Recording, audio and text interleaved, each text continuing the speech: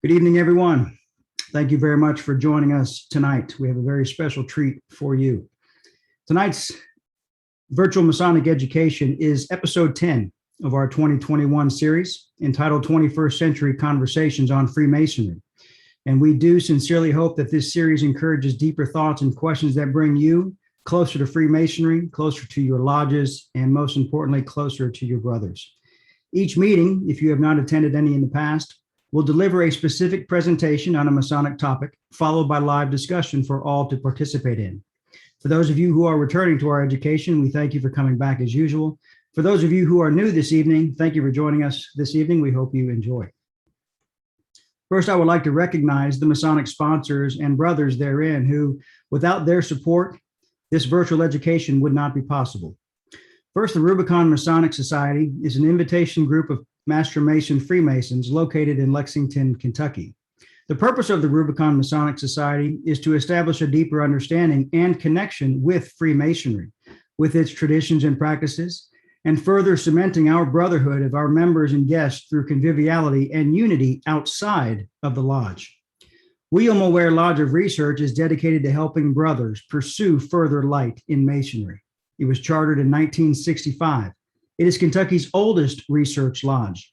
The lodge was named after Most Worshipful Brother William Ware, who served as Grand Master of the Grand Lodge of Kentucky in his 1957-58 term. And finally, Lexington Lodge No. was chartered in 1788. It is the oldest Masonic lodge in Kentucky. The lodge has a historic membership, which includes senators, congressmen, governors, and mayors.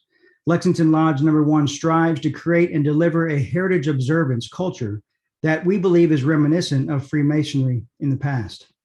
I want to thank Worshipful Brother Dan Kimball, past master of William Ware Lodge of Research, Worshipful Brother Tom Nitsky, current master of William Ware Lodge of Research, both members of Rubicon, Worshipful Brother John Bizak, past master of Lexington Lodge No. 1, vice chairman of Rubicon. My name is Brian Evans. I'm the past and current master of Lexington Lodge No. 1 and humbly the chair of Rubicon Masonic Society. And again, I want to thank you for joining us this evening. Let us begin. Worshipful Brother Tom, will you please do the honors of delivering our opening devotion this evening? I will. Grand Architect of the Universe, remind us as we begin our meeting today of the purpose of Freemasonry. Show us that as the fellow craft creed teaches us the importance of learning, knowledge, and education, that we must be about the business of spreading Masonic knowledge, that our fraternity, being better informed, may better reflect the best that is in Freemasonry. Guide us in this endeavor as we conduct all our business this day. We ask in your name's sake. Amen. So mote it be. Thank you, brother. Brothers, the purpose of our virtual Masonic education is to assist in the improvement of oneself by establishing a deeper understanding of Freemasonry, its traditions and practices, and further cementing the brotherhood of the fraternity for the betterment of mankind. Any opinions expressed during this virtual education will be those of the presenter or participant and do not necessarily reflect the views of any lodge or Grand Lodge or the Rubicon Masonic Society. By participating with us, you do consent to our guidelines, and our full disclosure can be read at rubiconmasonicsociety.com/disclaimer. Must go through a little bit more protocol before we begin. Please note, brothers, that these are not tiled meetings. Masons and non-Masons are more than welcome to attend and participate. Therefore, please be mindful that anything discussed this evening should be suitable for Masons of all degrees as well as non-Masons. Of course, gentlemanly manners are to be expected at all times. We ask no alcohol, no smoking, no food or foul language to be permitted. There will also be no discussion of politics or religion on this meeting, and attendees may be removed if not following protocol. In an effort to best assure that this meeting is enjoyable for everyone, we recommend the following. If you're able to do so, coat and tie is appreciated. Please type your name and any appropriate Masonic title or location under your video to identify yourself to other participants. If you are not a Mason, please simply type guest after your name so we're aware. Please enable your video camera if you're able to do so. Please reduce background noise and keep your microphone muted when not speaking.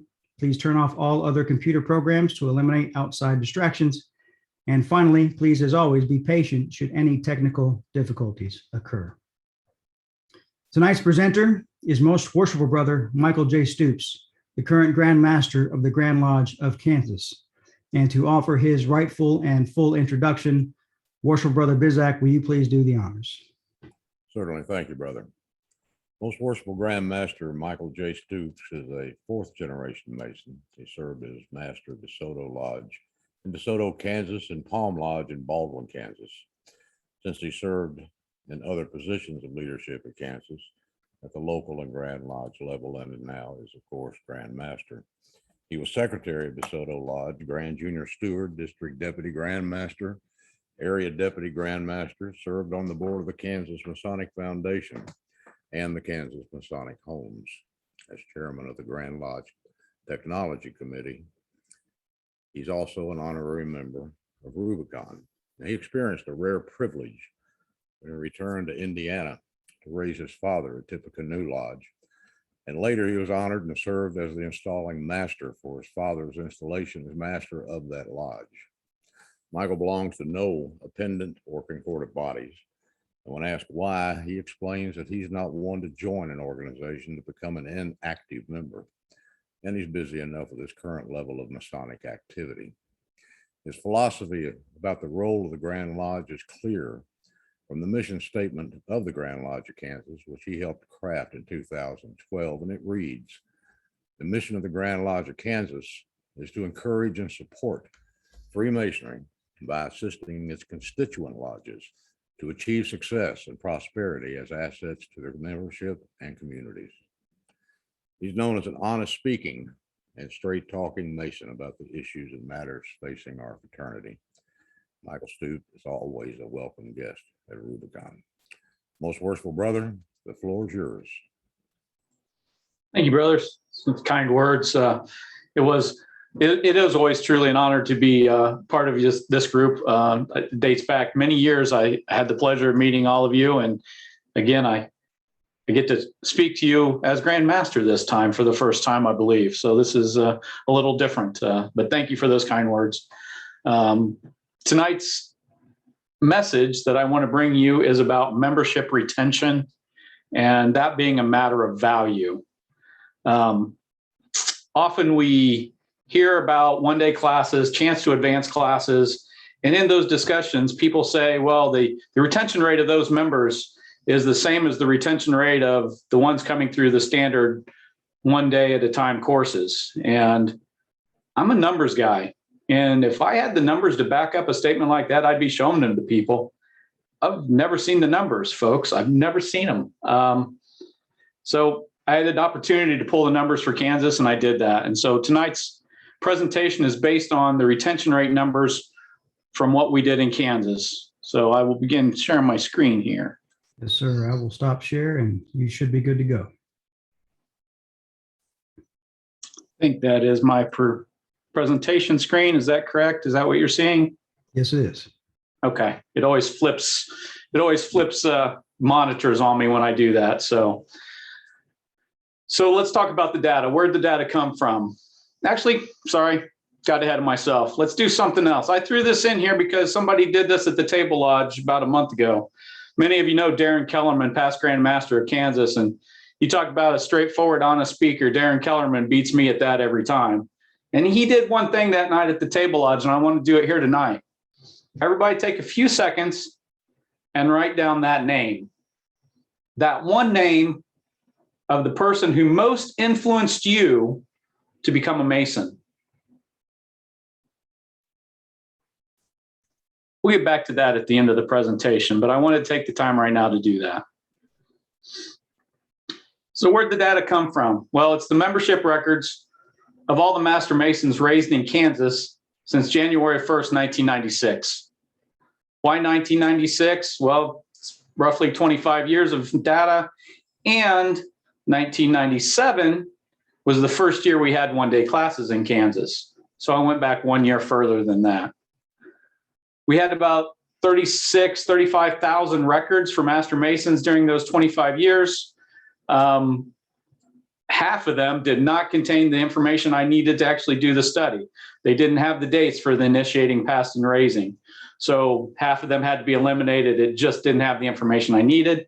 Still left me a pool of information of about 16,500 people who were raised during the last 25 years.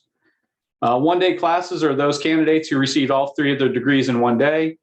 Chance to advance are those who received at least 2 of their degrees in one day. Usually they would receive their entered apprentice degree at their lodge, and then fellow craft and master mason at a different location, all in one day in a group setting. Also, the one-day classes are group settings in Kansas as well. And then the standard path is those candidates who receive their 3 degrees on separate days. So if we look at the numbers raised versus the numbers that are now unaffiliated, this is what we have. As you can see, the blue lines are the total number of raised during the one-day class, the chance to advance, or during the standard degree work.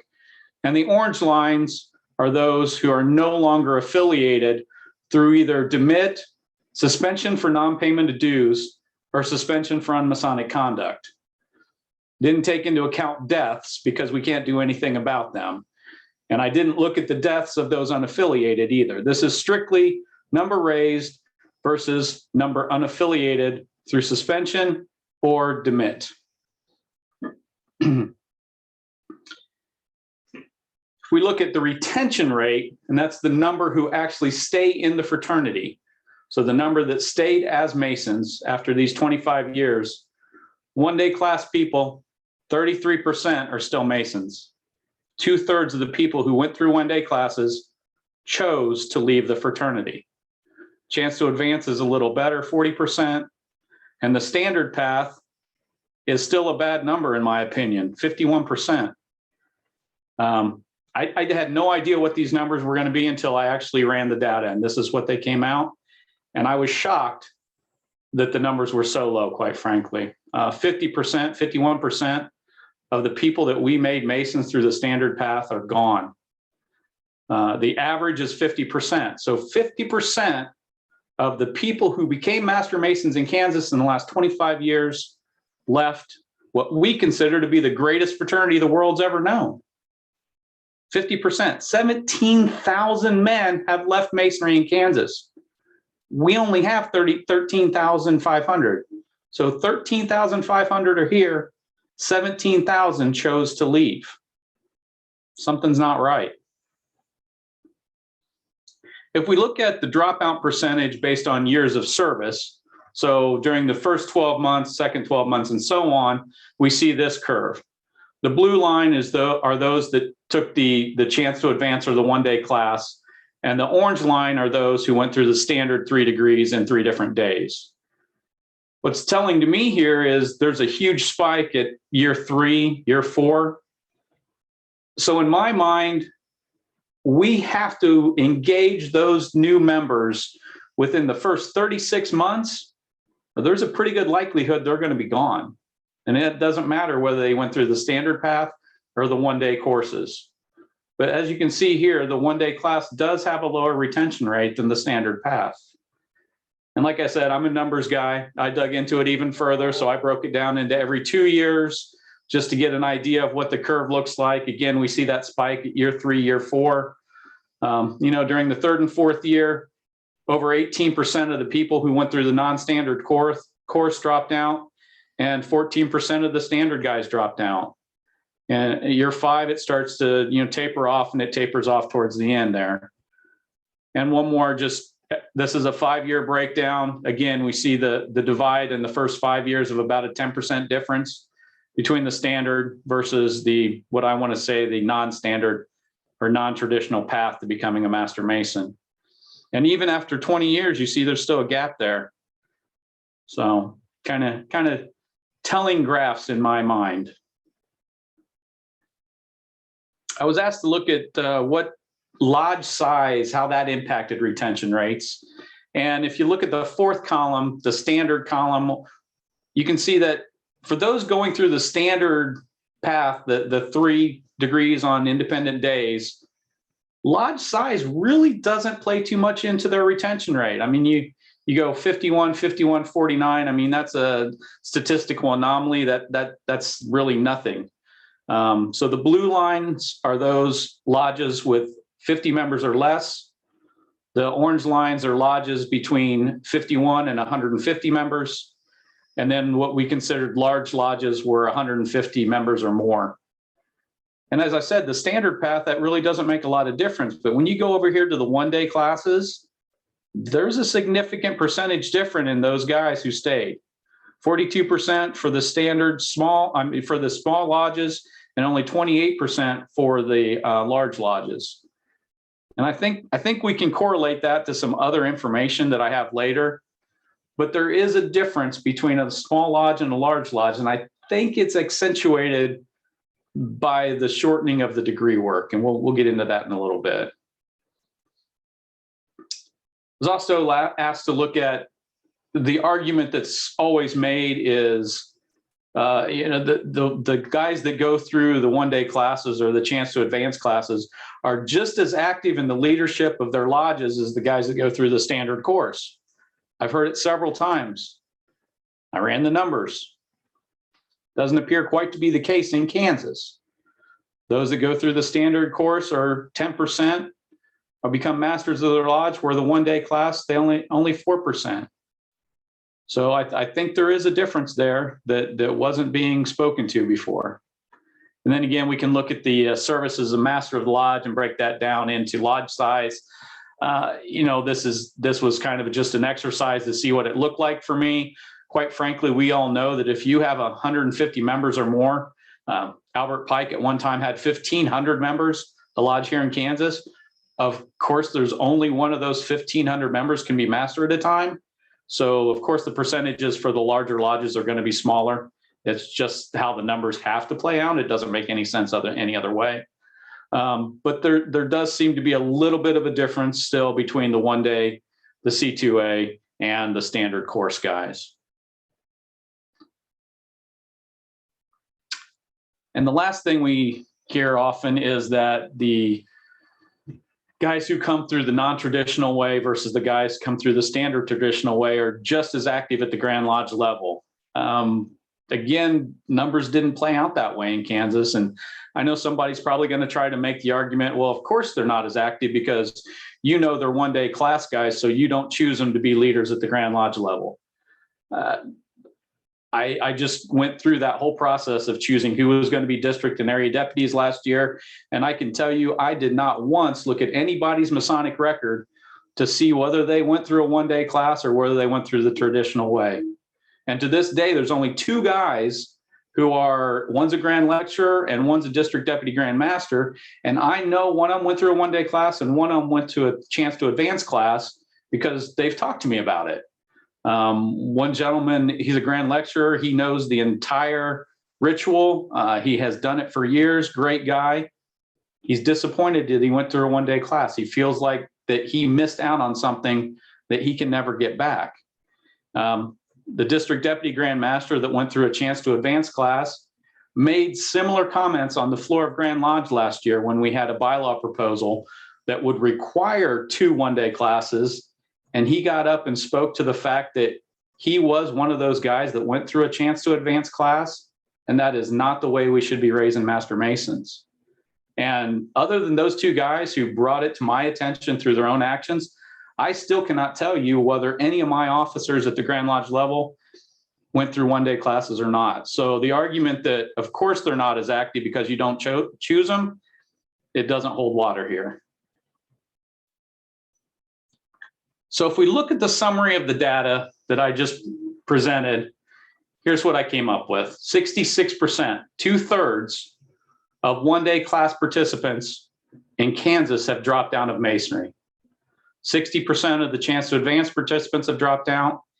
And this number is just as appalling to me, quite frankly. 50% of the standard path participants have dropped down to Masonry. Again, if these people had not dropped down to Masonry in Kansas, we would have 30,000 Masons right now instead of the 13,000 we currently have. And we have no idea what Masonry would be like in Kansas with 30,000. But obviously, something's not right with what we're doing. Additionally, the chance to advance in the one-day class participants are 2.5 times more likely to drop out in the first 12 months. So they don't even pay their first year's dues. Why did they join if they weren't even going to stay around for 12 months? I don't know. It boggles my mind. 13% more likely in the first 5 years for the chance to advance the one-day class participants to drop out. So during those first 5 years, when I talked about that 3-year and 5-year peak, that first 5 years covers that. And during that first 5 years, people who did not take the traditional path, 13% more likely to drop out. And as the one graph when I showed you, the kind of levels out, but still has the gap between them. Even after 22 years as being a Master Mason, those people who didn't take the traditional path are twice as likely to drop their membership in Masonry. One of the shocking ones was really the large lodge dropout rate for one-day class participants. 72% of those people who join a lodge with more than 150 people through a one-day class, 72% of those people drop out. And as we covered a little bit ago, it's 2.5 times less likely, for those on the non-traditional path to serve as masters of their lodges.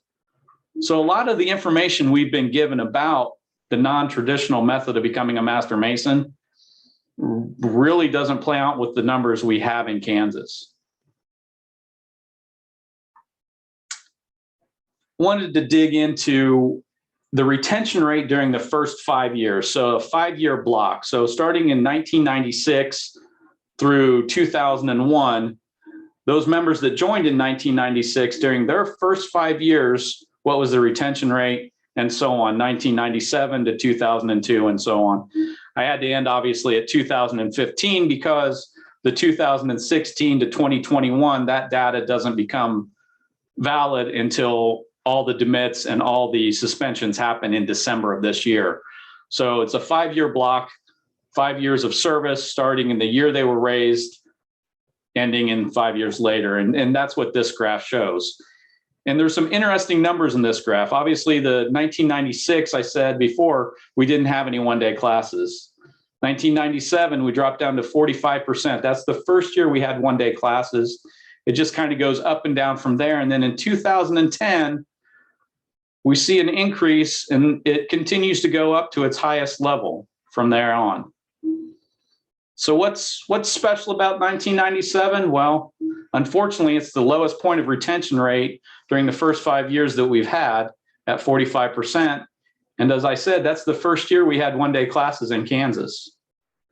In 2010, we start that gradual increase from 52% to almost 70%. Hopefully we'll see it continue. But what's special about that year is that's the first year the Grand Lodge of Kansas implemented its strategic plan, which at that time we called 2020, Vision 2020. It was a consistent, long-term strategic plan for the Grand Lodge of Kansas and how we were impacting membership, and that vision statement that Worshipful Bizak spoke about earlier, that being assets to the members so that the lodges could be successful. And I'll talk about that strategic plan a little bit more during the next value section. So why is Masonry a matter of value? Well, everything's a matter of value. It doesn't matter what you're doing. You either make a conscious or an unconscious decision, whether you're going to do it or not, based on the value you perceive in that. Whether it's going to a restaurant, whether it's buying a car or a home, taking a vacation, joining and participating in an organization such as Freemasonry. We all make those value decisions. It's very interesting. I was judging an entrepreneurship challenge for the high school age students here in Kansas, and we were at the final level. So we were judging the top 20 to see who was going to win the competition. And one of the participants, a young lady who made earrings, only sold her earrings at specific boutiques. And one of the judges said, well, why don't you sell your earrings at craft shows and things like that? You could sell a lot more of them. And she said, it's a matter of perceived value. If I sell my earrings at the boutiques, people think they're worth more than if I have them out there during the craft shows. And she hit the nail on the head. Everything has a perceived value. Well, what's the perceived value of an organization whose initiation fees are $40? You don't have to learn anything or study anything to become a member. We rush you through in one day, get you to the top. You're a Master Mason. What's the value? What is the perceived value of that person coming in? And then to top it off, we have lodges. We have a lodge here in Kansas whose annual dues are per capita plus $1. Their annual dues are $32. What is the perceived value of an organization that rushes you in, charges you $40, and then only charges you $30 a year to be a member? Well, perceived value is probably pretty low, unfortunately. So I really honed in on when that young lady said it's about perceived value. I gave her high marks because she was right on the money. So let's talk about something else. Why do we allow people to join our organization if we say they don't have time to participate? And that is another argument I hear time and time again. We have to put them through the one-day class because they're busy. They just don't have time. Well, if they don't have time to take 2 nights out of their lives to go through the degree work, if they don't have time to do a little bit of studying and do the small amount of memorization that we require in Kansas, how do they have time to be a Mason? I don't know. It baffles my mind that this is the mindset that we go with sometimes. But quite frankly, like Brother Bizak said, I don't join organizations if I don't feel I'm going to have time to participate in them. I didn't join Masonry until I was 39. Why? Because I had 3 kids. They were in sports. They were busy. I was busy. I was building a career. Until I was 39, I just personally did not feel I had time to put the effort that Masonry needed into that organization. So I didn't join till then. But when I did join, I became active. So that the argument of we have to put them through quickly, we don't need them to prove up because they just don't have time. Well, then they probably don't have time for Masonry. The second point is skin in the game. And we talked about this a little bit with perceived value. If you don't have skin in the game, then what value is it to you? I joined my lodge, $40. I joined my lodge. I didn't have to prove up. I went through the traditional path in some regards. I had my 3 degrees on 3 different days, but I didn't have to do any memory work. So what perceived value was it for me? What skin in the game did I have? Our dues were $45 a year. I'm going to go back to the name that I wrote down at the table lodge. I wrote down Bill Johnson. Bill Johnson was my grandfather. And he was a good guy. He lived in Ohio when I grew up in Indiana. Didn't get to see him a lot because we lived so far apart. But he was a good, steadfast guy. And when I'd go visit him, I noticed things about Grandpa. If it was Sunday, we were all loading up in the car and going to church because Grandpa was dedicated to church. And he wanted to make sure his kids and his grandkids went to church with him. He had multiple jobs sometimes. He owned his own business. He owned some real estate property. He worked his butt off to make sure he could provide for his family. He was committed to Masonry. He was an upstanding Mason, an engaged Shriner until the day he died. And I knew this about my grandpa, and I knew that part of it was his belief in Masonry because he talked to me about it. He said, Michael, if you ever want to join Masonry, you let me know because I want to be there for your degree work and I want to pay for your initiation fees. So that was my grandpa. And I'm, what skin in the game did I put into it? I couldn't figure it out. Grandpa was so dedicated to Masonry. And 3 months after I get initiated, passed and raised, I'm sitting at home. It's lodge night. I got $40 invested that my grandpa helped me pay. I had to be there 3 nights for a couple hours. I didn't have to learn anything. I didn't have to study. Lodge meetings are boring minutes and bills, and we talk about who's going to clean the floor, and we close. I didn't have any skin in the game. It had very low value in my mind, but I knew there had to be something there. There had to be more to Masonry than what I was seeing. Part of that's because I knew my grandfather, and part of that's because I knew Masonry had been around for centuries. There has to be something there of value for something to last for as long as Masonry's lasted. So I made the decision, a personal decision, that I would personally learn and seek out what that was. But that skin in the game question I know comes into everybody's mind. And I can tell you that probably a good majority of those 50% of the guys that left, when they were talking about the skin in the game, they didn't have any and they left because there was no perceived value. Another thing is, what are these guys looking for when they join Masonry? We have to know what they want out of Masonry if we're going to give the value that they are looking for. And funny story, sad story. It was a little bit funny at first, and then thinking later, it became sad.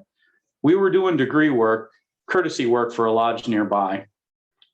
I don't know, I was area deputy, district deputy, something. I had the fancy collar and the fancy apron on that night. And we did a guy's third degree. And after the degree work, you were sitting there and having some cake. And he says, I need to talk to you in private out in the hallway. Okay. So I get out in the hallway with him. He goes, all right, you're the guy here, right? And I'm like, no, I'm just one of the guys here. He goes, no, you're the guy here. You're the one that's going to teach me the spells. The spells? Yeah, you're going to teach me the spells, right? You guys are magicians and wizards. You're going to teach me the spells. Nope, we're not. Sorry. Nobody had asked this guy what he was looking for in Masonry. How can you provide the value to this guy if you don't even know what he wants? You can't. And unfortunately, this guy became a rather big problem in that lodge. He didn't get what he wanted out the lodge, so he started turning his attention to, can I get monetary support? Can I get money from the lodge? They can't teach me the spells, but they can give me money or I'm going to expose them. It became a problem. Why? Because we didn't ask him what he was looking for. And brothers, that's an extreme case, but we need to ask these people what they're looking for.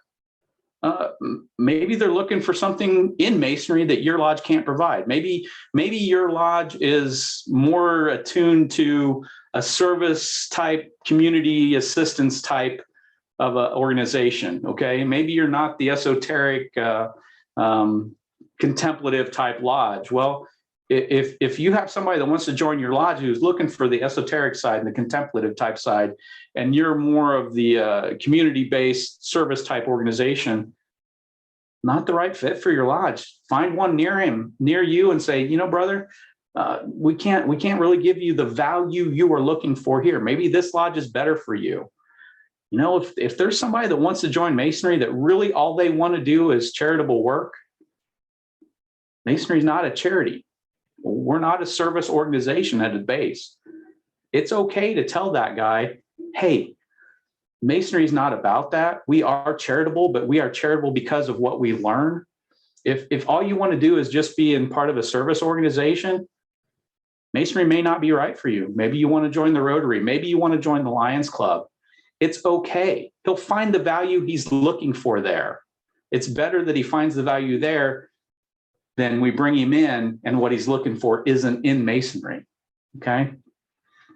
Lodge size, I said I'd hit on that some more. And I think lodge size boils down to one thing, and that is, I know we're in mixed company, so I have to be careful here, but in almost every jurisdiction I've attended, part of the opening and closing ritual points out the duties of the master of the lodge. And he is supposed to provide something for the members to do. We'll put it that way.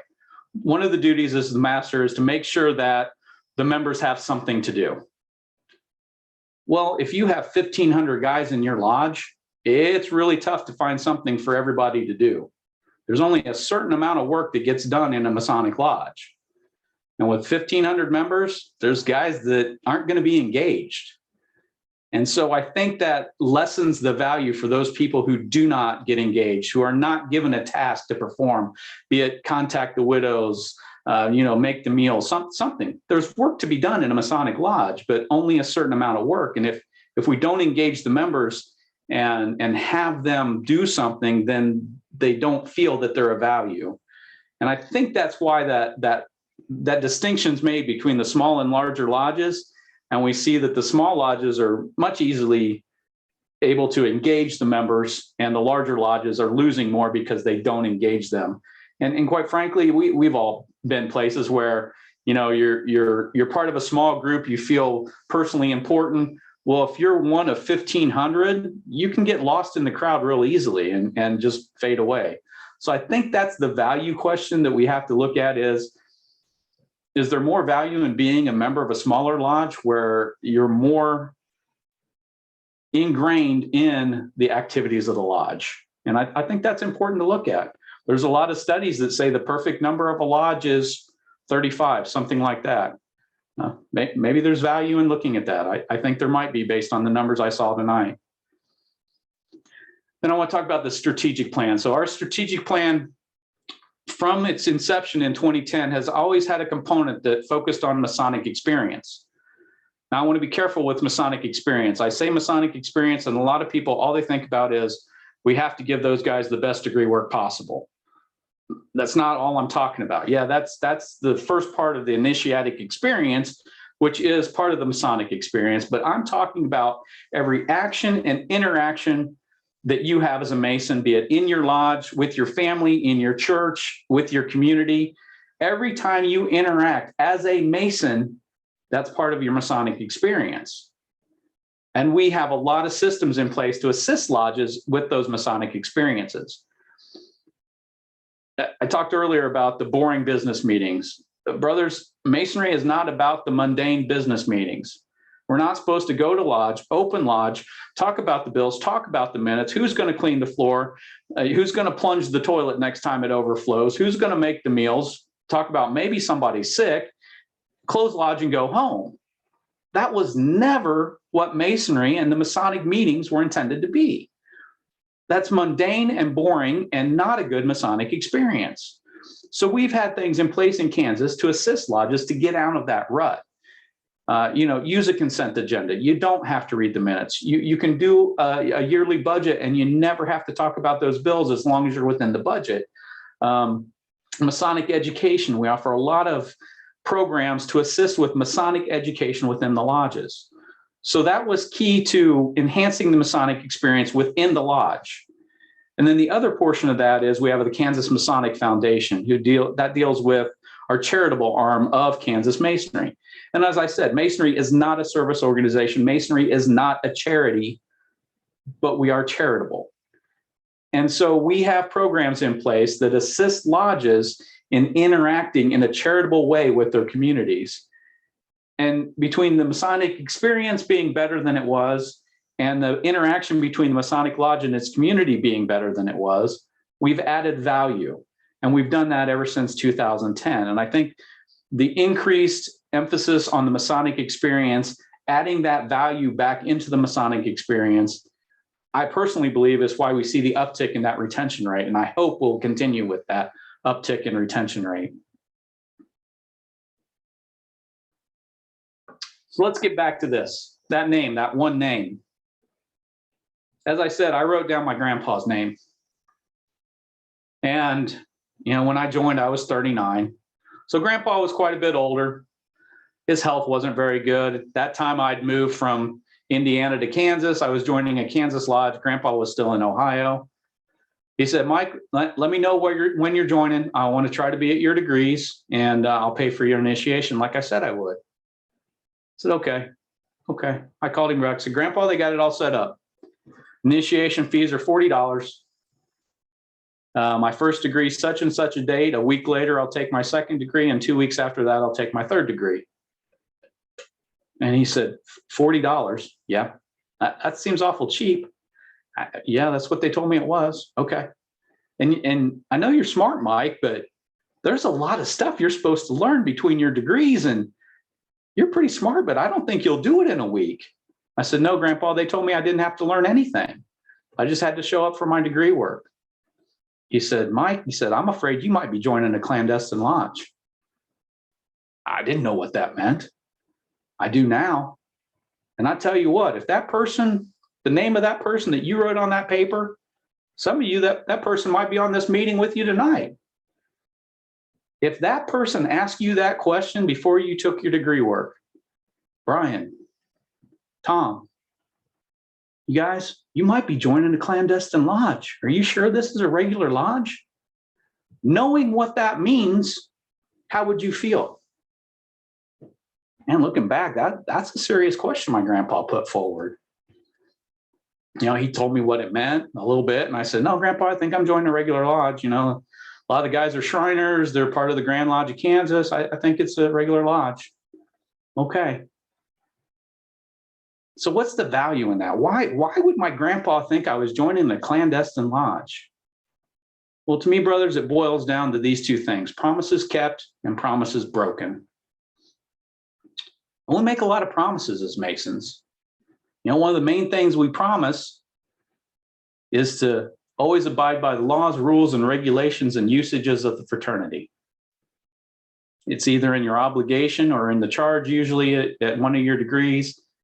Here in Kansas, it's stated again, and when you become master of the lodge, you take that obligation that you will make sure that you always adhere to the laws, rules, regulations, and usages of the fraternity.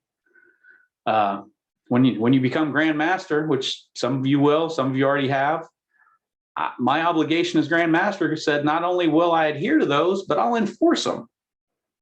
I made promises. We all made promises. Brothers, it's promises kept and promises broken. During our degree work, we kneel at an altar, take an obligation, we make promises as the candidate, but that's not the only person in that room that makes a promise that night.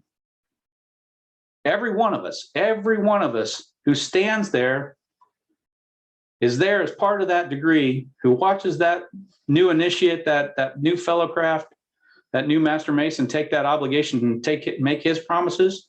We all make a promise too. Every one of us has made the promise several times if we're Masons. And that's, to paraphrase, because we have to tonight, it's to give them what they want. We promise to give them what they want. We ask them what they want, and we all assist them in getting what they want.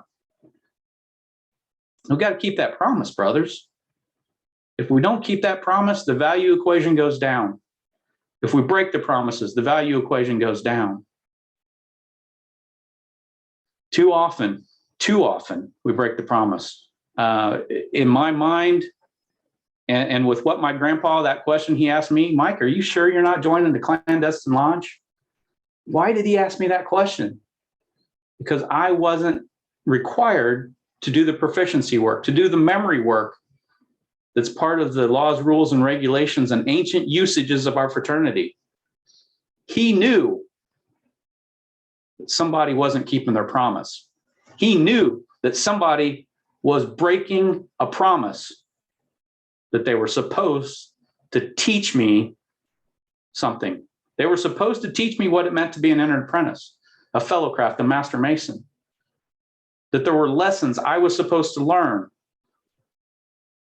There's a reason we use the ancient apprenticeship structure of the stonemasons guilds. It's because they work. It's a system that has worked for centuries. And for some reason, in the last 25, 30 years, there are people willing to break that promise, to walk away from the ancient usages of our fraternity. And as we do so, I think we see it in the numbers tonight. The value equation goes down. It can't be cheaper. It can't be easier. It can't be faster and maintain the value that it's intended to have. And until we start keeping our promises and maintaining the value, the retention rate will not go back up. Brothers, that's my presentation. I'll open the floor for any comments or questions you may have. Most Worshipful, thank you very much. That was an excellent presentation. Your energy is at an all-time high for our meetings. As you can possibly tell in the chat box, there's a lot of questions that have come in. I would probably say let's keep your slides on the screen just in case. There are some refers back to some of the statistics you've mentioned. I'd like to just get the ball rolling. I'll be honest with you. I'll be lying if I didn't have, if there wasn't a time in my Masonic journey where I thought about hanging it up as well. Because the main reason why I felt that way is because people weren't taking it as serious as I was expecting to take it as serious when I came in. But what I found was those brothers that were taking it as serious as I hoped for. And And finding those brothers and friends, many of which are on tonight, it really helped me find my way as a Mason. But I just wanted to make that comment. But we do have some really, really great questions. I'm going to go through here.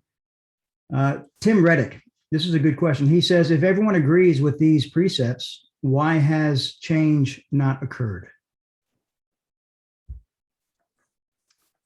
I think we are seeing change. I'm assuming that the precepts being we have to keep our promises, that the standard course and the usages are the right way. I take it from that question. That's the precepts that we agree to. I think we are seeing a change back. I mean, this meeting tonight is part of that change, brothers. This would not have happened. The mindset of the people on most of these meetings I have attended is that the change is taking place in their locations. They are the change makers. They're leading the changes that need to happen. I think part of it is we've been told anecdotal information that, like I said, I've never seen the numbers to support the anecdotal information.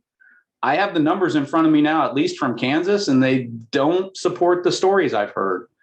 As far as I know, this may be one of the first times people have pulled the numbers to show whether the anecdotal stories hold up under assessment of the actual data or not. So, that's part of it is we have to get the truth out there, whatever it is. And brother, I didn't know what it was going to look like before I pulled the numbers.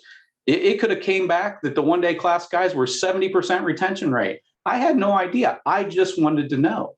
So I think even if we all on the call on these meetings agree to the precepts, change is slow in Masonry. Unfortunately, we have a lot of people that don't agree with us, and that's okay.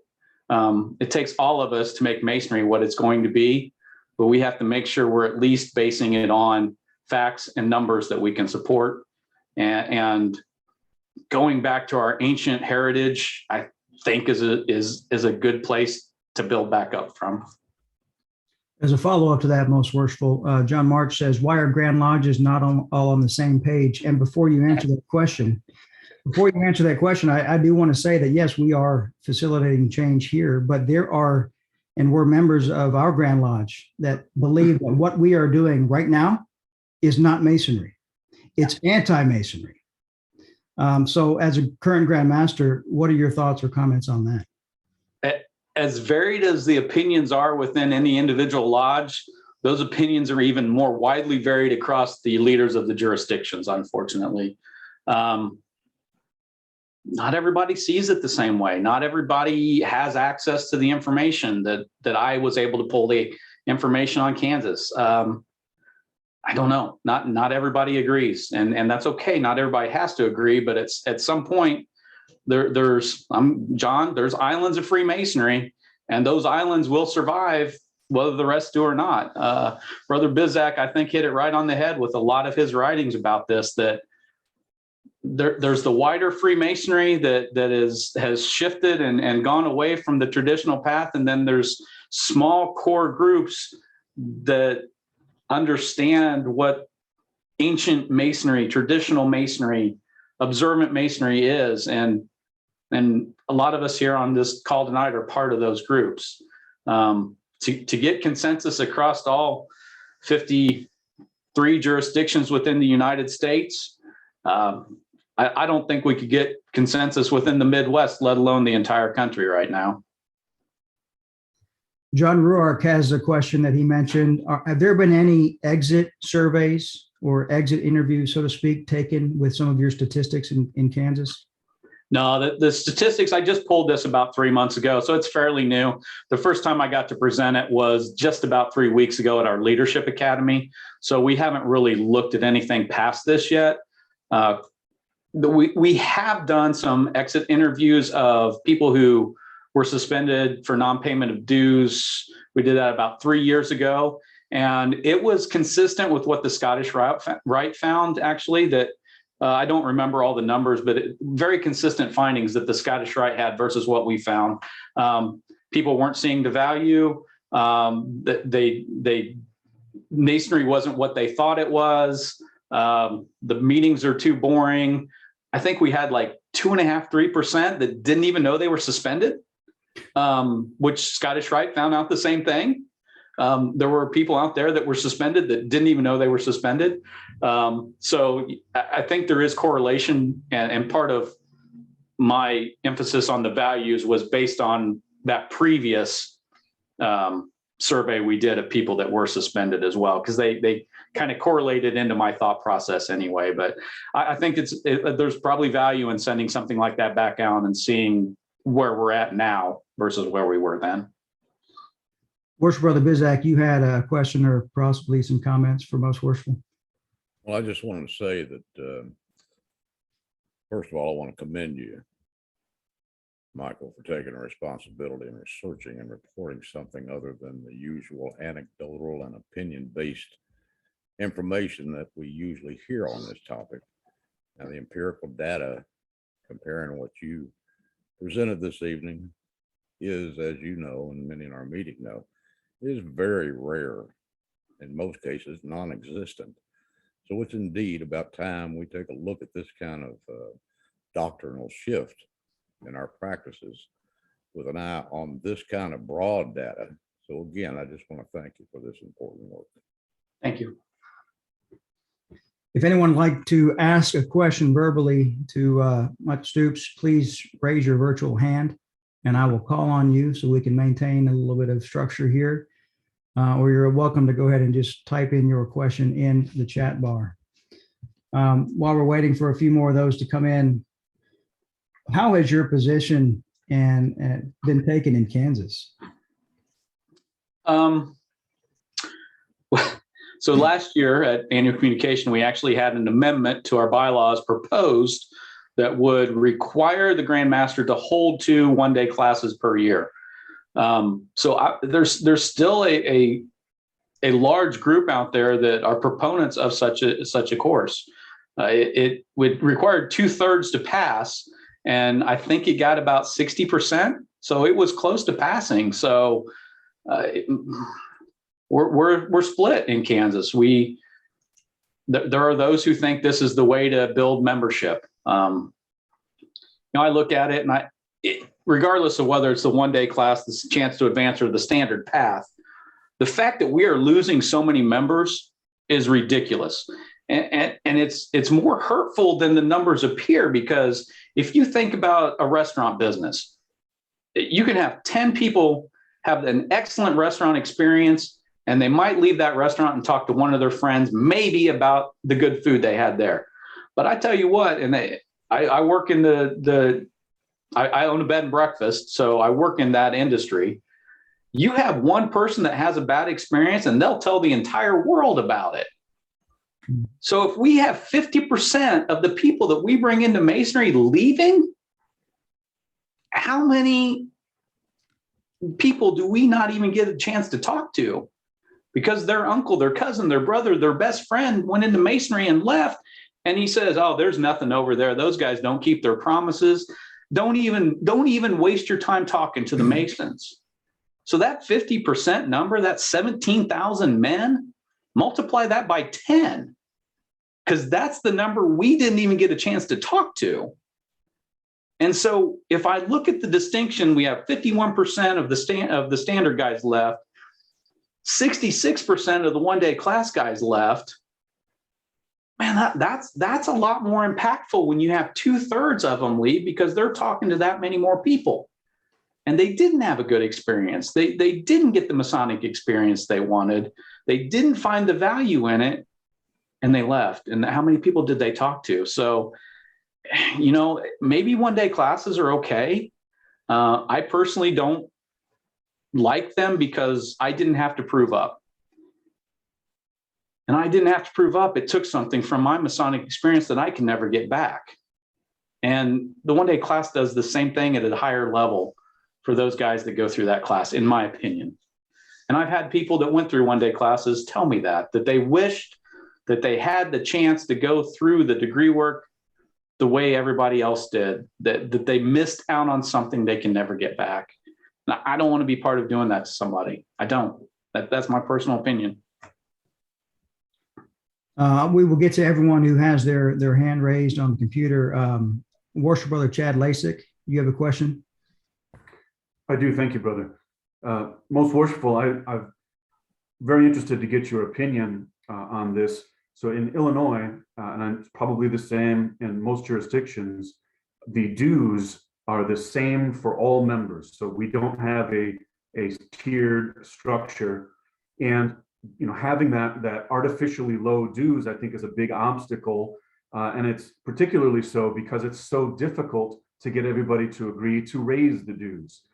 And I can kind of understand that, if you've been buying something for a long time and the price has always been this artificially low price, now you want to charge a much higher price, but the perception of the value hasn't changed. It seems like you're now overpaying. But what I'm seeing when I'm talking to prospective Masons is when I tell them the dues is $80, they say per month.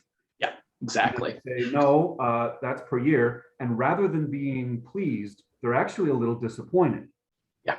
And so what about the concept of having dues changes that are, once they're passed, it applies to all new petitions after that date. So if you're a Mason right now, you're paying whatever you're paying. And you pass this legislation, your bylaw change, everybody in there is probably going to vote yes because it's not their wallet involved. The person who's joining tomorrow doesn't know the difference. They're going to pay this new due structure, and eventually you sort of age out those artificially low due structures. And I think we get to where we want to be much quicker. What are your thoughts on actually executing that? I think it's a great idea. I have seen lodges do that. It's worked very well. Some of them did a tiered structure like you're talking about, where anybody from this time forward it pays these dues. Some of them had done an incremental increase to members that are 25 years of service or less. There's all different ways of doing it, but absolutely, it's making it palatable to those guys who are used to the 50-cent coffee at McDonald's, and that's all they're willing to pay for coffee at McDonald's is 50 cents because that's the value of it. They're not going to go buy $7 Starbucks. It's the same thing. So yeah, absolutely. I love the idea. I've seen it implemented well, and it seems to work. So. Thank you very much. Brother Chad, great question. Very great, very good question. Worship Brother Jerry.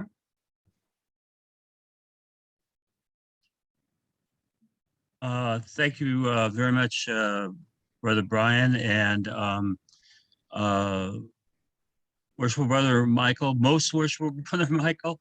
I really admire your courage and bringing this forward and doing that kind of research.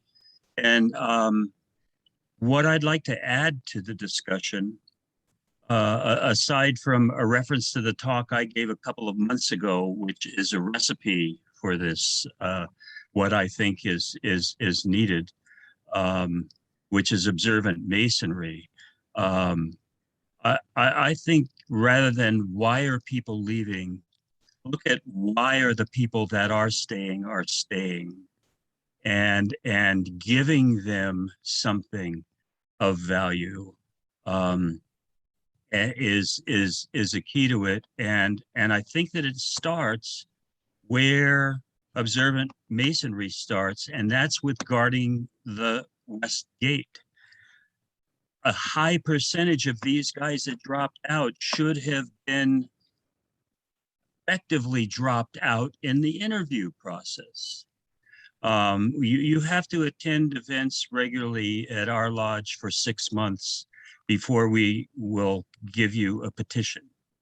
And during that time, we make a concerted effort to engage guys, particularly at stated meeting dinners, things like this, about what do you want out of Masonry? That's topic one. Topic two is this is what you will get at this lodge. And topic three is if 1 and 2 don't match up, we're happy to direct you to another lodge where you can get a different product. But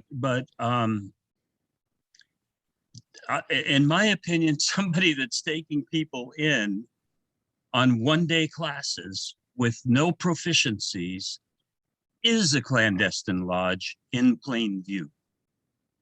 It's because you're not getting masonry. It's no more than going to a movie about masonry, that if you sit through a degree, and I guess when you're talking about one-day classes, you're not talking about one person at a time getting the degrees. You're talking about a room full of guys getting the degrees. They're not getting anything, and they're not being asked to pay for it. And I thought your articulation of that topic was very good. I'm finding that in California, when we're having quite a blossoming of new startup observant lodges, and a very popular dues is the per capita plus $360, which is $1 a day. If you're giving somebody life-changing principles in a way that they really impress them, then that's got them engaged. Another topic that came up recently here was the idea of whether fellow crafts entered apprentices could attend stated meetings. That's a big part of getting them engaged. As soon as they've had that degree, they should be coming to the monthly meetings and watching Masons be Masons. And I've taken up, as usual, more than my share of the airtime, but I really appreciate what we're doing here, and I do think it's part of a movement. What also happened in 2010, different than in Kansas, in California, that's when the restoration movement really started taking hold. Thank you, brother. Yeah, I think you're right on. We can have stated communications on the entered apprentice degree. And so our entered apprentices start coming to our meetings right away. I don't know what the number is now. Last time I looked, it was about 60% of the jurisdictions in the U.S. still had to meet on the Master Mason degree, I think it was. But yeah, John can give a whole presentation on that dating back to the Boston Convention. So I think it's a big mistake, and I think that one-day classes is a travesty. Thank you, Brother Jerry. Brother Dan Harinko? Yes, I have a couple observations and a question. I know that around the country, numerous lodges have taken upon themselves to either form new lodges or overhaul themselves by embracing Freemasonry as a philosophy. And as Dwight Smith said back in 1963, put Freemasonry back in the lodges as a way of saving Freemasonry from itself. As Charter Master of Arts and Sciences, we have an over 80% retention rate in our 12 years of existence because of our investment in our new brothers in the form of relationships, education, and a slow and methodical process. Do you have any lodges in Kansas that have adopted such an approach, and how are they faring compared to the more typical lodges? So we do have two that have taken that approach. They're doing very well. They by their own choice keep themselves small. One of the lodges has only brought in 2 members, and one lodge I think was formed about 10 years ago, and it's only brought in 1 member in 10 years.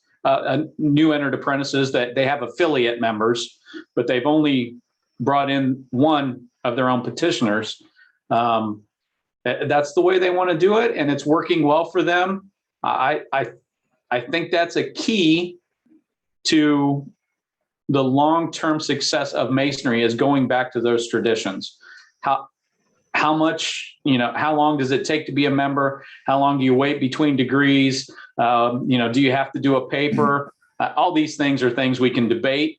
But overall, going back to our traditional methods, going back to that apprenticeship structure of the Stonemasons Guild, going back to what Dwight L. Smith said, he says, what's wrong with our lodges? We're doing this, we're doing ice cream socials, we're doing this, we're doing that. And what did he say? have you tried Freemasonry? I think you hit the nail right on the head there. Brother Dan, did you have anything else? Yes, I've heard Andrew Hammer's book referred to as observant masonry, and he talked about a lot of importance about what's missing.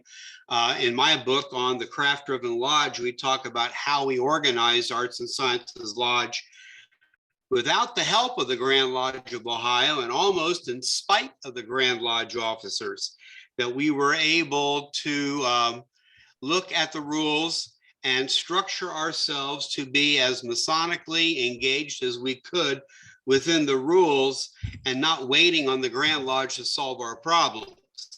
I think Lexington Lodge, to some extent, has done the same kind of thing with implementing an intensive education program and a passion for excellence in all that they do. And that has also resulted in similar results that I think Brother Bizak talked about well in his book, Island Freemasonry. So I think that the template for how to do this is out there. The biggest barrier appears to be, one, the support from the Grand Lodge, as Grand Lodges are there to support. I like your use of the term constituent lodges rather than subservient lodges or something like that. And that the effort necessary to make it work is very high. But if the brothers are willing to invest the time and effort, that, as we hear in our Master Mason lecture, time, patience, and perseverance will prevail. So thank you for the opportunity. Thank you, Brother Dan. And thank you for the compliment very much. Brother Bruce, go ahead, sir. Thank you, Brother Brian. Most Worshipful Mike, my question regarding the data and the research you did that include looking at people that were aging out for their personal reasons, or that they could no longer afford to be a Mason due to no longer working, any other circumstances like that? No, it really didn't. It was basically, were they still affiliated? Were they not affiliated? Like I said, it's non-payment of dues, suspension for unmasonic conduct, and demits. It didn't take into account their age at initiation, any of that. No, it was strictly, they were raised during this year, and are they affiliated or not affiliated? Okay. Yeah, because I know in my lodge, I'm in Kill Winning 356 in Cincinnati, Ohio. And, like a lot of lodges that are having problems, the one meeting we were at, I think 9 or 11 people. And at one meeting, I was the only one wearing a white apron, only because I wasn't sitting in a chair. But, the new junior grand deacon, who's a member of my lodge, was to my left, and he said, what are we going to do? Because we can't keep this up. And I was like, you're very right, Wayne. And it's, I've seen older guys, and we just lost a very experienced member of our lodge because he must have had open heart surgery and didn't make it through. And he was only 76 years old. So, it's unfortunate, but things like that do happen also. So thank you very much for your presentation. Yeah, and like I said, that my data did exclude those that died. The deaths were taken out. That was all done before the numbers were run. So, but yeah, it was all unaffiliated of their own choosing, basically. Thank you, Brother Bruce. Worship Brother Brad Drew. Yes, thank you. Most Worship Brother Stoops, thank you for your presentation tonight. It's always enjoyable to hear and see you. And I'm sorry you can't see me tonight. I'm at home with the things that I value, my family. So you have to deal with my image from a couple years ago. But my question to you, I put in the chat, but I do want to ask you verbally as well. is really thinking about lodges that have created or are creating what I would call high valuable experiences. So a lot of what we do at Lexington #1, and certainly a lot of lodges in the United States, the term elite is often used because of either dues, dress, the ritual, the education. If the experience is not solely about fundraising or charity or youth groups, then really oftentimes it's looked at as a bad thing. How would you, or what maybe thoughts or recommendations would you give onto how these, what I would call value-driven lodges, can influence other lodges? So not necessarily to change the other lodge, but really just to understand and accept what they're doing. Well, I think first off, by definition, we are an elite society. You have to pass a ballot unanimously to get in. If that doesn't make us exclusive and elite, I don't know what else does. I'm a numbers guy, data guy. Before I owned the bed and breakfast, I was an automation engineer. So that's why I do data. That's why I do numbers. I went back and looked. The Grand Lodge of Kansas kept information on those who petitioned for the mysteries and whether they were accepted or not for the first 10 or 15 years. They stopped keeping that information after that time. During the first 10 or 15 years, whatever it was, of the Grand Lodge of Kansas, 43% of those who petitioned for the mysteries were rejected. I think this goes to what we were talking about a little earlier. One of our other brothers mentioned that maybe we're not guarding the West Gate. Maybe that 50% should have never even become a Mason. Well, historically, if that data is right for Kansas, that was probably the case. So yeah, you can be claimed that you're elitist, probably meant to be, quite frankly. Doesn't mean we don't love our brothers. That doesn't mean we look at the external instead of the internal, but there are qualifications that you are supposed to meet to become a Mason. Now, as far as lodge practices and whether your lodge practices and your dress and those kind of things are elitist, each lodge has its own personality, right? I mean, a lodge should have its own personality. And if that's your lodge personality, go for it. Enjoy it. Don't worry about what the other people are saying about you, quite frankly. How can you influence them? How can they influence you? Travel, talk to each other, meet each other as brothers. The things we're supposed to do. You're not going to change everybody's opinion.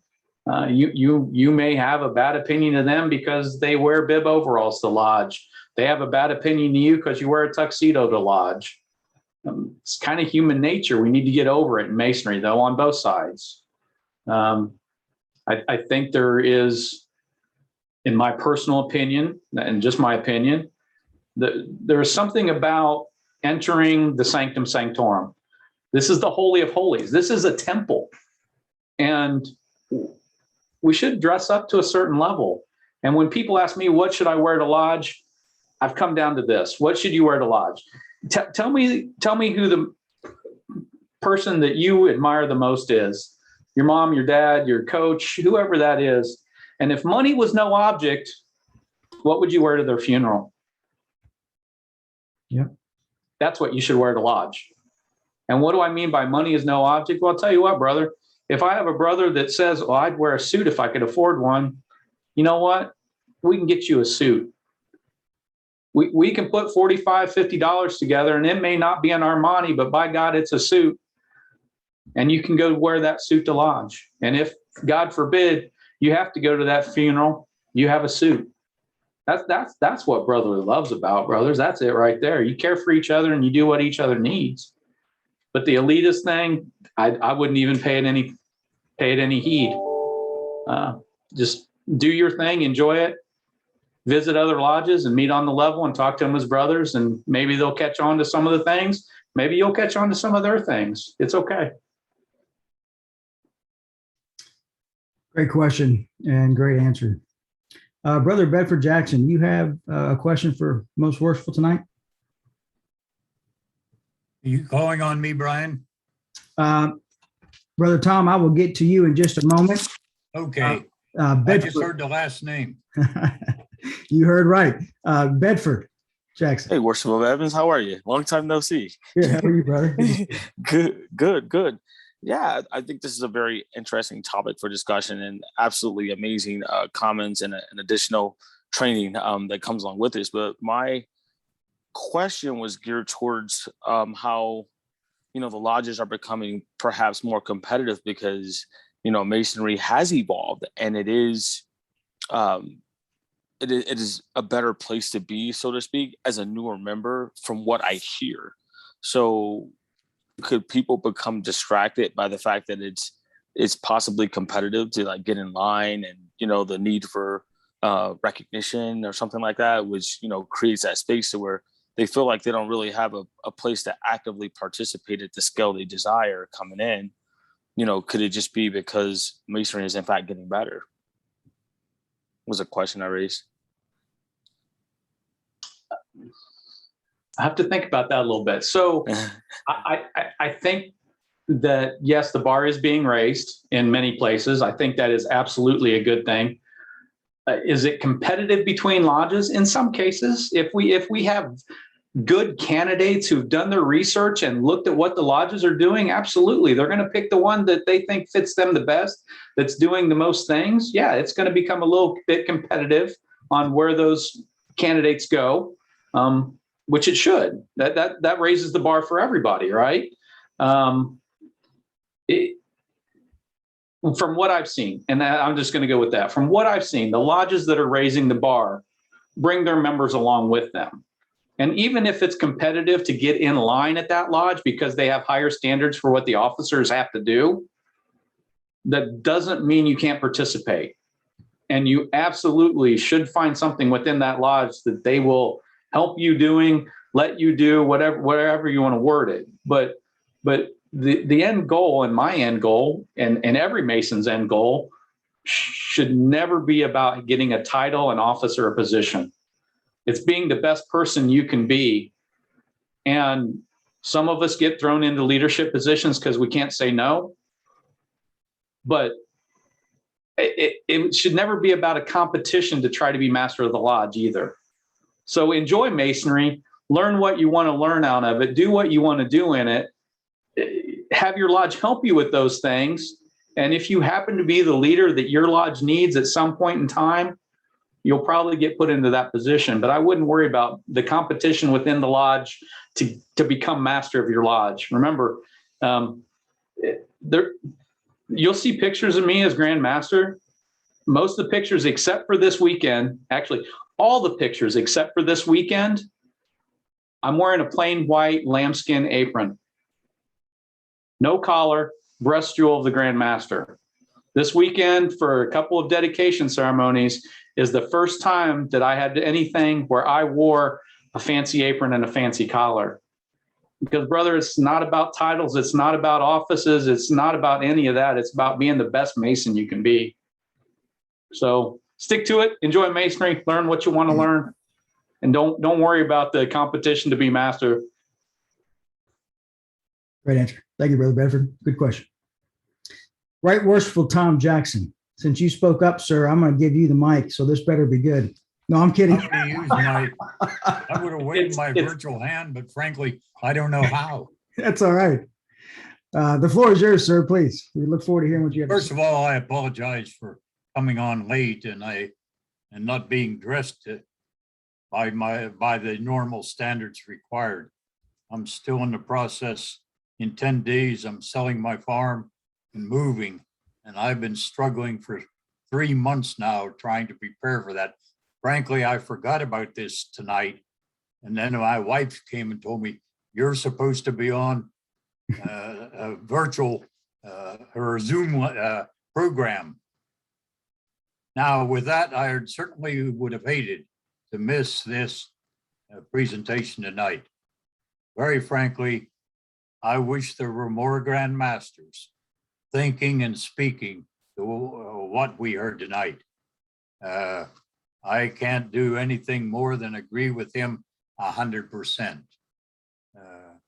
I wrote a paper over 35 years ago where I made the observation then that why do we have the number of our members paying their dues year after year, knowing full well they'll never be active. I made the observation then, it's because there is a perceived value in being able to say, I am a Freemason. You take away that perceived value, and I wrote that in that paper, you risk losing the 90% that are not active. And as far as elitism is concerned, I've had grandmasters really get upset with me in my reference to us being an elite organization. I don't think we should ever be anything other than an elite organization. And again, I have been confronted by grandmasters in the past on my reference of our failure to guard the West Gate. It's going to be difficult to change what we are now because we don't have the quality or the capabilities. So let me word it that way, capabilities of the membership to see that. So it's going to be an uphill struggle for Freemasonry. Frankly, I think the one-day classes is the greatest abomination that ever hit North American Freemasonry. I said that when they started back, 20 some years ago, when it first started with a one-day class, that you are at that point breaking the promise of Freemasonry. You don't have to go any further. You have broken a promise to confer upon a man, confer upon him what every good and Freemason has had conferred upon him in the past.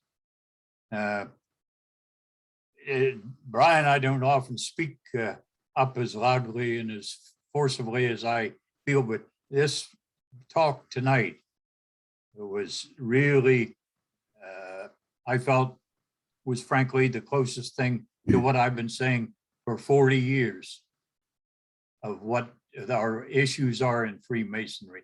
I thank him very much. I thank you, Mike. You did a fantastic job. I just wish we had more like you. Thank you.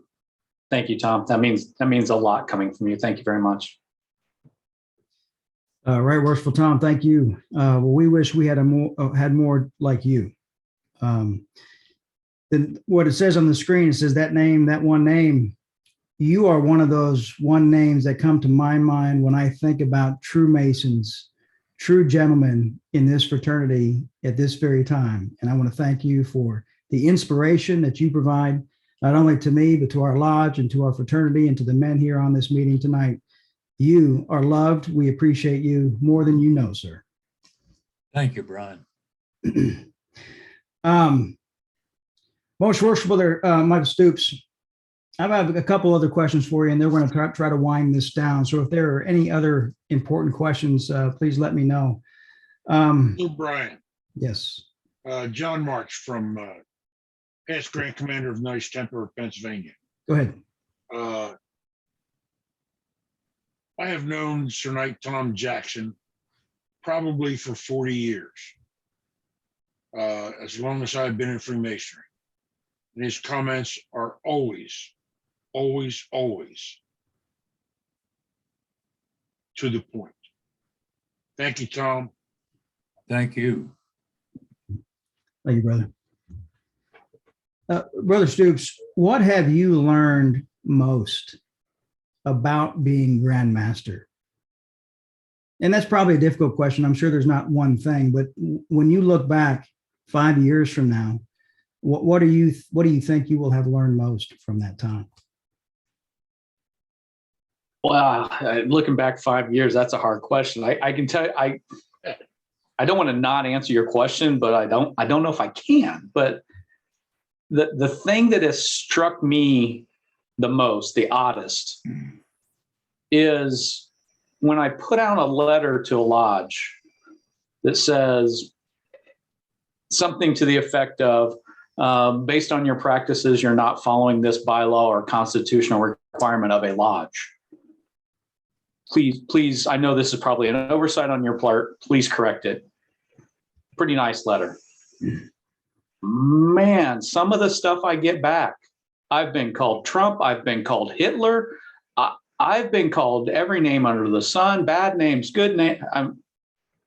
just the simple task of keeping my obligation as Grand Master that says I have to enforce the bylaws has been one of the biggest struggles as Grand Master, quite frankly. And it should be the easiest. I had one lodge that I said, Grand Lodge bylaw says you have to meet in every month except August, July and August. Well, they weren't meeting in December and January or something, whatever it was. And it was in their bylaws that they didn't meet in those months. And I said, you please correct your bylaws. Nope.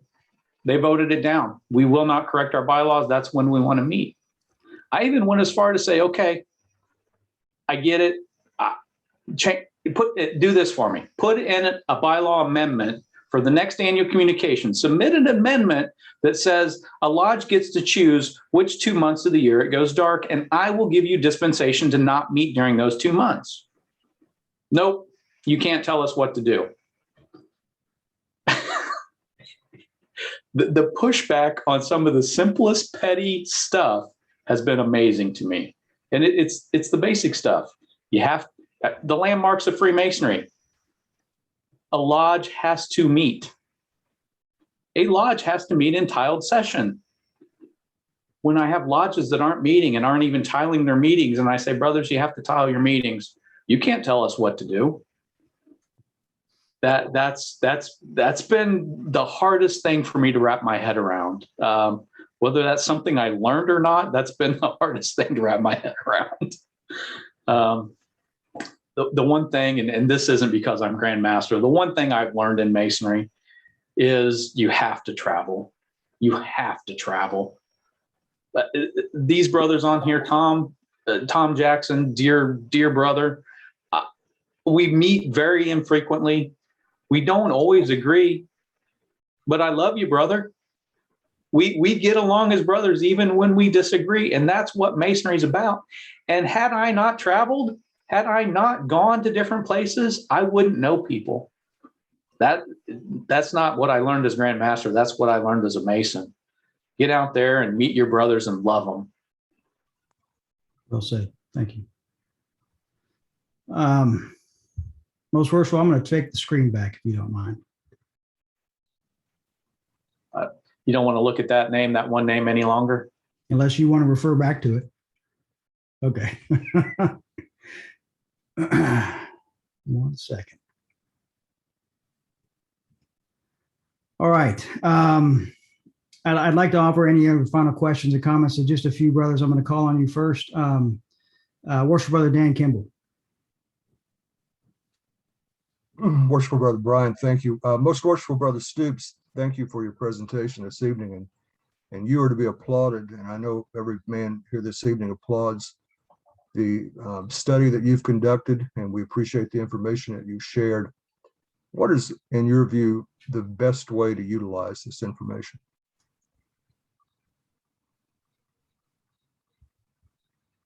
Keep our promises, increase the value, do Masonry like Masonry is supposed to be done, and the numbers will be what they're supposed to be.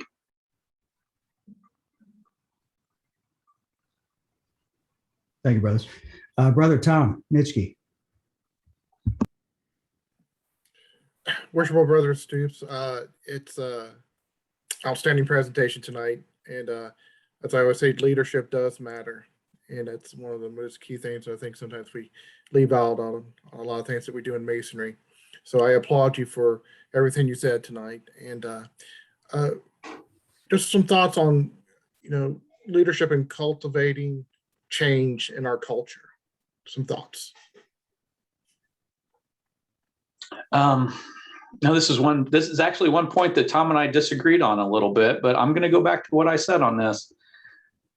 It's the members of Masonry like us that when we get the opportunity to serve on a Grand Lodge committee, to be an advisor on something that Grand Lodge does, to take an area or a regional role, it's our duty to take on those responsibilities, because we can't do it from the bottom up only. There have to be men like me There have to be more men like me in leadership positions. And the only way to do that is to take on those roles and responsibilities. And as we take on those roles and responsibilities, then we become the teachers and the mentors to the next guys. You can do it in your lodge. We do it in our lodges, and Tom and I agree on that. But at some point, we have to transition our thoughts, our ideas up higher so that we can work bottom up and top down more. And you have to do that. You have to be in positions where people will listen to you, where people will take coaching, will take mentorship from you.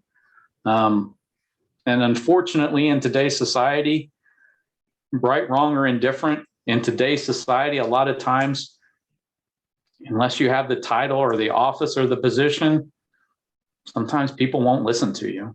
And that's not right, but that's the reality. So take on those roles and responsibilities as they come, become the mentors and the teachers, do masonry the way you want to do masonry, and show that you're proud of it. Don't hide it.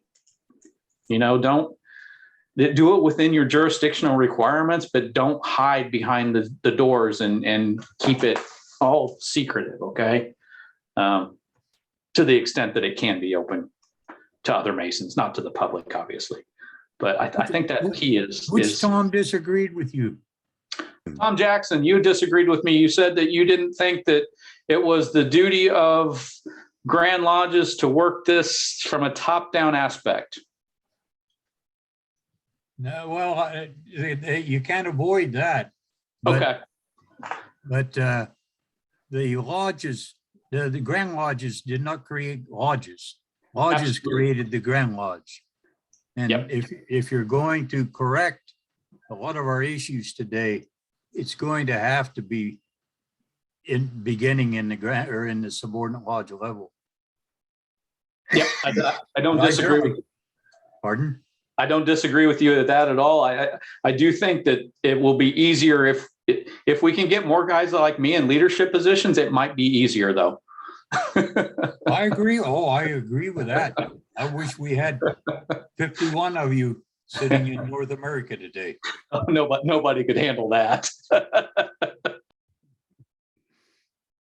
Great question. Great answer. Worship Brother Bizak, any final comments or thoughts from you this evening? One last thing.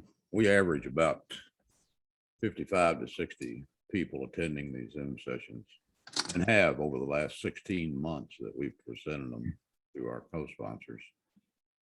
Our YouTube channel gets a whopping 21,000 plus views over these 16 months. And Brother Michael, your presentation tonight is one of the major reasons this has happened. And again, I appreciate your efforts and respect what you are doing in Kansas. Thank you. Thank you. Thank you very much. Thank you, Brother Bizak.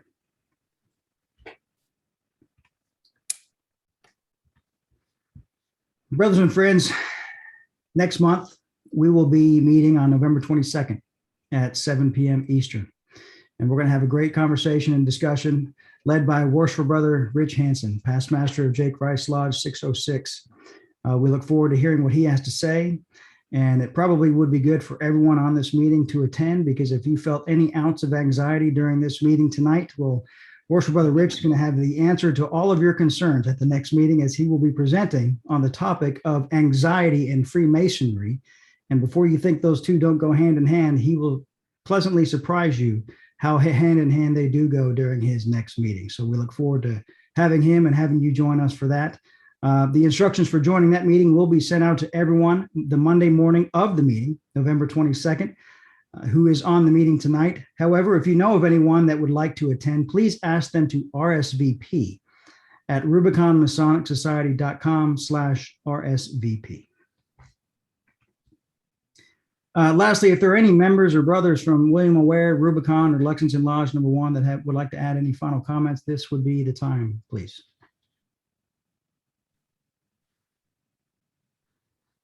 Most Worshipful Brother Stoops, are there any final comments that you would like to make tonight before we sign off? Just one. I do not look down on brothers that took one-day classes. That was not my intention tonight. Please, nobody take that from this presentation. In my personal opinion, those brothers were cheated out of an experience, and it's not their fault. They didn't know. I will never talk badly of a brother because he was brought in a non-traditional way. And I don't want anybody else to take that from what I said tonight.